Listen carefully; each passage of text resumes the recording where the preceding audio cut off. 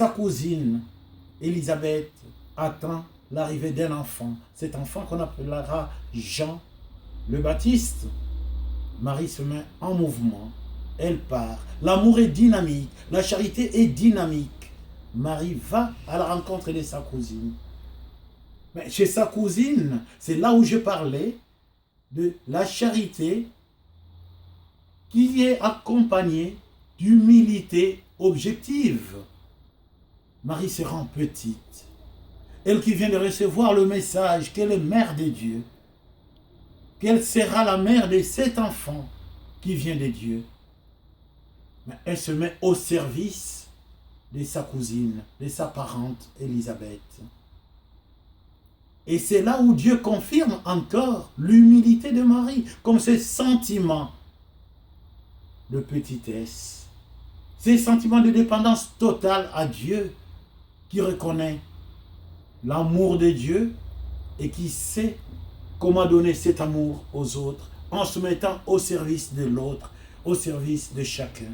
À travers Élisabeth, Marie est au service de chacun et au service de chaque enfant de Dieu. Le Christ le dira encore. Femme, voici ton fils. Pour que nous puissions rentrer dans cet amour du Christ, que nous puissions rentrer dans ce sens que le Christ nous donne d'aimer et de servir l'autre en toute gratuité, mais avec joie.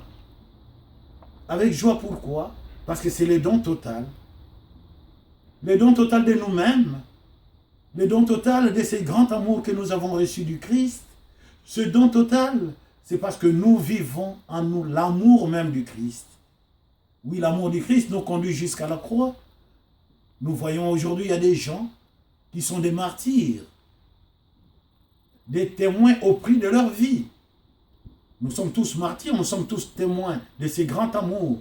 Nous sommes témoins de cette miséricorde de Dieu. Mais nous sommes aussi témoins ces témoins qui doivent apprendre à s'humilier. Parce que c'est dans l'humilité même du Christ que nous apprenons à donner de la place à l'autre, à faire exister l'autre, à nous mettre au service de l'autre, parce que nous comprenons